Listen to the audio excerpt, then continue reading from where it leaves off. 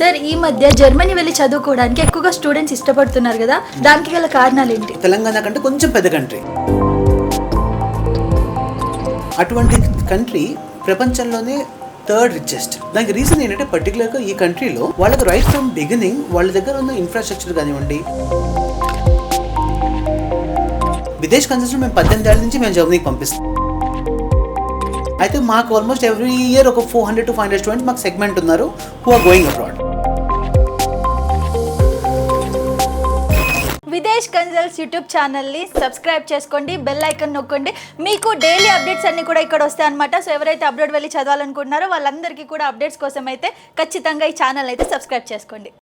Sir ఈ మధ్య Germany వెళ్ళి చదువుకోవడానికి ఎక్కువగా స్టూడెంట్స్ ఇష్టపడుతున్నారు కదా, దానికి గల కారణాలు ఏంటి? సో ముఖ్యంగా జర్మనీ వచ్చేప్పటికి ఏంటంటే ఈ రోజున కొత్త కాదు.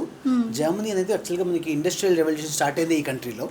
సో ఆల్మోస్ట్ 18th century నుంచి ఈ కంట్రీ పర్టికులర్గా తెలంగాణ కంటే కొంచెం పెద్ద కంట్రీ. అటువంటి కంట్రీ ప్రపంచంలోనే థర్డ్ రిచెస్ట్. ఇప్పుడు మన ఇండియా నానా కష్టాలు పడుతుంది దాన్ని కంపేర్ చేయడానికి. అయితే వాళ్ళ పాపులేషన్ మన తెలంగాణ పాపులేషన్ కంటే తక్కువ. సో అంత తక్కువ పాపులేషన్ మన ఇంత పెద్ద కంట్రీని డామినేట్ చేస్తుంది.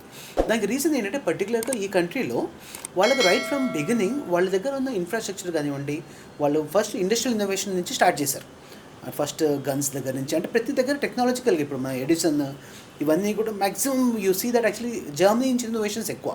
అంటే వీళ్ళు ఎప్పుడు కూడా వీళ్ళ తెలివి అంతా కూడా ప్రొడక్షన్ కంటే కూడా R&D మీద ఎక్కువ పెట్టారు.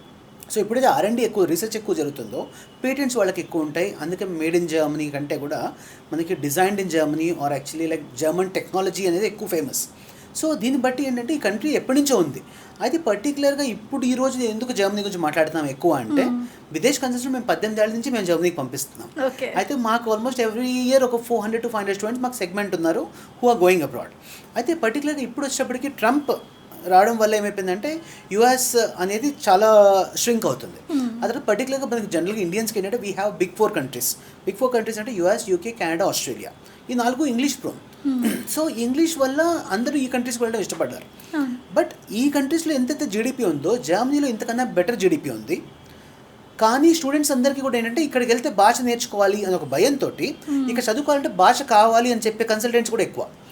అంటే నిజంగా చేయడం అంత ఈజీ కాదు కాబట్టి చాలా కన్సల్టెంట్స్ కూడా ఈ కంట్రీని ఇన్నాళ్ళు అవాయిడ్ చేశారు. అయితే ఇప్పుడు ఏంటంటే నిజంగా అక్కడ వెళ్ళే వాళ్ళు తగ్గేటప్పటికి then consultancy started promoting Germany. But reality ఏంటంటే Germany is always a good country. And ఇక్కడ ఈ కంట్రీలో ఏంటంటే వాళ్ళకి స్టూడెంట్ వెళ్ళినాక సేఫ్టీ సెక్యూరిటీ దగ్గర నుంచి వాళ్ళకి ఇన్కమ్స్ దగ్గర నుంచి తర్వాత వాళ్ళ సెటిల్మెంట్ ఆప్షన్స్ దగ్గర నుంచి what not. So they have all package అనమాట. సో ఇంకా ముఖ్యమైన పాయింట్ ఏంటంటే ఇంగ్లీష్లో అసలు కోర్సెస్ అనేది 100% ఇచ్చేస్తారు. సో ఏదైతే ఫోబియా ఉండిందో జర్మనీలో జర్మన్ లాంగ్వేజ్ కావాలని 2 ఏళ్ల క్రితం వరకు చాలా కన్సల్టెంట్స్ తీసుకొచ్చిన అపోహ అది. బట్ రియాలిటీ ఏంటంటే Germany is been doing thousands of programs exclusive in English. కాబట్టి ఎక్కడ కూడా ఈ లాంగ్వేజ్ అవసరం లేదు. కాబట్టి ఆబ్వియస్లీ ఈ రోజున జర్మనీ అనేది ఆబ్వియస్లీ మనకు when you compare with US and Australia at this point of time this is actually ఒకటి ఎకనామికల్, 2 సెటిల్మెంట్ ఆప్షన్ బాగుంది, 3 100% వీసా గ్యారంటీతో వస్తుంది. కాబట్టి కళ్ళు మూసుకుని వెళ్ళిపోవచ్చు. Sir cost of living, tuition fees ఇవన్నీ కూడా ఎలా ఉంటాయి అక్కడ? సో జర్మనీలో ముఖ్యంగా ఏంటంటే మనకి public funded universities and private universities 2 categories ఉన్నాయి. And we have 367 public universities and about 52 private universities. అయితే ఈ 367 public universitiesలో the tuition fees will be in the range of between 500 euros to 2000 euros or 3000 euros per semester. అంటే మొత్తం Indian కరెన్సీలో చూసుకుంటే ఒక 2 లక్షల నుంచి 12 లక్షల్లో వాళ్ళ ఫీజు అయిపోతుంది పబ్లిక్ యూనివర్సిటీస్లో. అదే ప్రైవేట్లో చూసుకుంటే మనకి 8 lakh rupees నుంచి 15 lakhs మధ్యలో వాళ్ళకి ఫీజు అయిపోతుంది. సో ఏ విధంగా చూసుకున్నా కూడా ఒక US, ఆస్ట్రేలియా ఫీజులతో కంపేర్ చేస్తే అక్కడ ఒక సంవత్సరం ఫీజు దాదాపు 20 లక్షల నుంచి 30 లక్షలు ఉంటుంది. దాంట్లో సగం ఫీజులో వీళ్ళు జర్మనీలో చదువుకోవచ్చు. అంటే ఒకటి ఇన్వెస్ట్మెంట్ పాయింట్ ఆఫ్ వ్యూ పేరెంట్కి సగం బర్డెన్ తీరిపోతుంది. రెండో థింగ్ వచ్చేటప్పటికి ఏంటంటే వాళ్ళకి ఎలిజిబిలిటీ క్రైటీరియా కూడా చాలా లైక్ యూనివర్సిటీస్ అన్ని కూడా బేసికలీ విదేశ్ కన్సల్ట్స్లో మేము యూనివర్సిటీస్ అఫీషియల్గా వర్క్ చేస్తాం కాబట్టి వాళ్ళ ప్రొఫైల్ తగ్గట్టుగా వాళ్ళు బీటెక్ ఈసీ చేసి ఏఐ చేద్దాం అనుకున్నా అవును. ఆర్ డేటా సైన్సెస్లో కావాలనుకున్నా కూడా we at Videsh Consults we have that rapport with the public and private universities where we can help them in getting the right course. Courses అంటున్నారు కదా సార్, ఎలాంటి కోర్స్ ఉంటాయి, యూనివర్సిటీస్ గురించి ఏమైనా చెప్తారా? సో ముఖ్యంగా అండి మనకి public universities or private universities అనుకున్నాం కదా, ఇవన్నీ కూడా they follow the same Bologna process education. అంటే 120 credits is equal to 2 years masters, which is again divided into 4 semesters of each 30 credits per semester. అయితే ఈ ఒక సెమిస్టర్లో వచ్చేసి ఒక 5 సబ్జెక్ట్స్ ఉంటే, అంటే ఒక సబ్జెక్ట్ వచ్చి 6 credits ఉంటుంది. అంటే approximately they study for 15 subjects as a theoretical or practical point, and last 6 months వచ్చి వాళ్ళు ఖచ్చితంగా ఇంటర్న్షిప్ చేయాలి. ఇలా ఈ 4 semesters కంప్లీట్ చేస్తే they get a masters degree. So ఇక్కడ ఏమవుతుందంటే public or private they maintain the same standard of education. కాబట్టి ఈ దేశంలో ఏంటంటే మనకి ఎరాస్మస్ అనే కాన్సెప్ట్ ఉంటుంది. తద్వారా ఒక సెమిస్టర్ వీళ్ళు జర్మనీలో చదివాక సెకండ్ సెమిస్టర్ థర్డ్ సెమిస్టర్లో వాళ్ళు మరొక యూరోపియన్ కంట్రీకి వెళ్ళొచ్చు, which is including Italy, France, Sweden, Finland, Denmark. ఎక్కడైనా వెళ్ళి మళ్ళీ అక్కడి నుంచి చదివిందల్ని వచ్చి హోమ్ కంట్రీలో అది రికగ్నైజ్ చేసుకోవచ్చు. సో దీని ద్వారా ఏంటంటే వాళ్ళు 2 కంట్రీస్ ఎక్స్ప్లోర్ చేస్తారు. అండ్ ఈ ఎరాస్మస్కి ఎప్పుడైతే వెళ్తారో ఆ వెళ్ళినప్పుడు ఆ government they pay them about €700 per month as a scholarship. అంటే వీళ్ళు చదువుకుంటూ మై ఎక్స్ట్రా డబ్బులు వస్తాయి అండ్ అక్కడ ఫ్రీగా చదువుతారు. సో ఈ అన్ని అవకాశాలు కూడా ఈ ఎరాస్మస్ కాన్సెప్ట్ ద్వారా ఉంది. అంటే which shows that actually quality of education is universally good. అంటే యూరప్ మొత్తంలో they follow the same standard. అంటే ఇప్పుడు ఎగ్జాంపుల్ జేఎన్టీలో చదివే స్టూడెంట్ ఐఐటీకి వెళ్ళి ఒక సెమిస్టర్ చదవలేం, బట్ వేరేస్ ఇక్కడ ఏ యూనివర్సిటీకైనా వెళ్ళొచ్చు.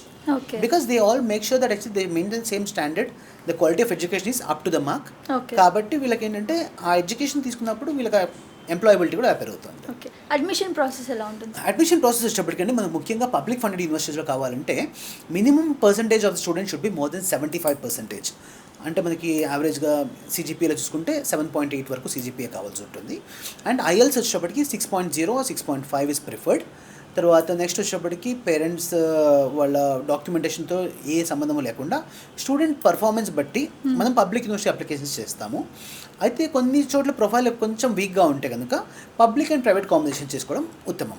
సో విదేశ్ కన్సల్ట్స్లో వీళ్ళు స్టూడెంట్ మాకు కాంటాక్ట్ చేసినప్పుడు మా కౌన్సిలర్స్ కానీ నేను కానీ పర్టికులర్గా చూసి వాళ్ళ ప్రొఫైల్ని బట్టి మేము ఏ యూనివర్సిటీ అయితే బెస్ట్, ఏ కోర్స్ అయితే బెస్ట్ అని అనలైజ్ చేసి దాని ప్రకారంగా అప్లికేషన్స్ చేస్తాం. కాబట్టి కోర్స్ అండ్ యూనివర్సిటీ సెలక్షన్లో మీరు ఎంత టెన్షన్ పడాల్సిన అవసరం లేదు. విదేశ్ కన్సల్ట్ అప్రోచ్ అయితే will take care about it. Scholarships గురించి, సో స్కాలర్షిప్స్ ముఖ్యంగా ఏంటంటే like we officially working with most of the universities from Germany. So universities తోటి ఏంటంటే మేము ఆల్రెడీ ఒక అగ్రిమెంట్ లా చేసుకుందాం. ఏంటంటే లైక్ వాళ్ళ ఉదాహరణకు వాళ్ళ ఫీజు ఒక €12,000 ఉందనుకోండి, 13,000 ఉందనుకోండి. We requested the chancellor of the university that we're going to provide them 15 students so that they give some discount on the tuition fee. So దీని ప్రకారంగా ప్రీ అరేంజ్డ్ స్కాలర్షిప్స్ ఉన్నాయి విదేశ్ కన్సల్ట్స్లో. సో మినిమం ఒక 20 నుంచి 25% వరకు scholarship తెప్పించవచ్చు. So almost మన students కొంతమందికి ఏంటంటే కొన్ని యూనివర్సిటీస్లో they get up to 50% scholarship. So ఒక 8 lakhలో కూడా ప్రైవేట్ యూనివర్సిటీలో అడ్మిషన్ తెప్పించవచ్చు మనం. సో ఇలా మంచి యూనివర్సిటీస్లో మనకి best education at affordable pricing అనేది మా మోటో. దీని ప్రకారంగా చేస్తాము. అదే మనకు పబ్లిక్ యూనివర్సిటీ వచ్చింది అనుకోండి, అది ఇంకా మంచిది. చక్కగా యాక్చువల్గా ఒక €300 to €500 కూడా వాళ్ళు ట్యూషన్ ఫీజు కట్టుకుంటూ హ్యాపీగా చదువుకోవచ్చు. కెరియర్ అండ్ జాబ్ ఆపర్చునిటీస్ ఎలా ఉంటాయి? సో ముఖ్యంగా ఇప్పుడు యాక్చువల్గా ఇంతకుముందు చెప్పినట్లు Germany is struggling with ageing population. So ageing population ఉంది కాబట్టి ఇక్కడ ఏంటంటే వాళ్ళకి రిటైర్మెంట్కి దగ్గరగా ఉన్న వాళ్ళు ఎక్కువ మంది ఉన్నారు. సో వాళ్ళకి డైరెక్ట్గా మనుషులు వర్క్ చేయడానికి కావాలి కాబట్టి Germany is only country in the whole world which is directly allowing Indians to come to their country and find employment.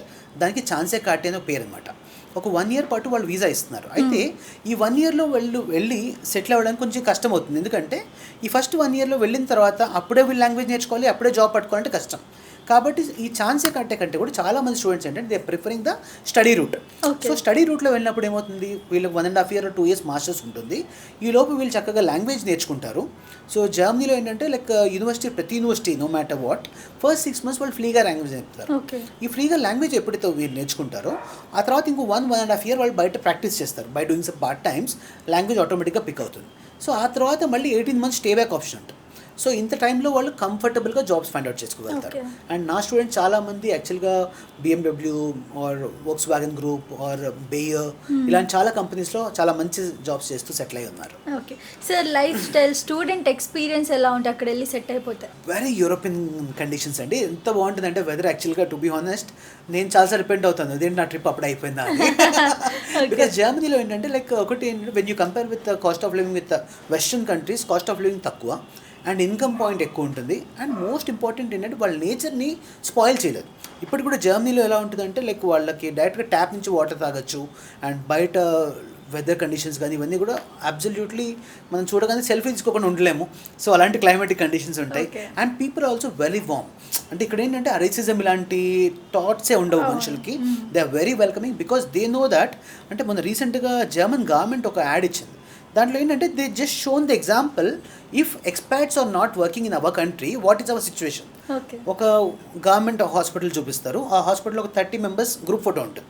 Experts ఎగిరిపోయినప్పుడు మొత్తం ఇండియా నుంచి వచ్చిన నర్సెస్ వీళ్ళందరూ వెళ్ళిపోతే ఒక 3 డాక్టర్స్ మిగులుతారు.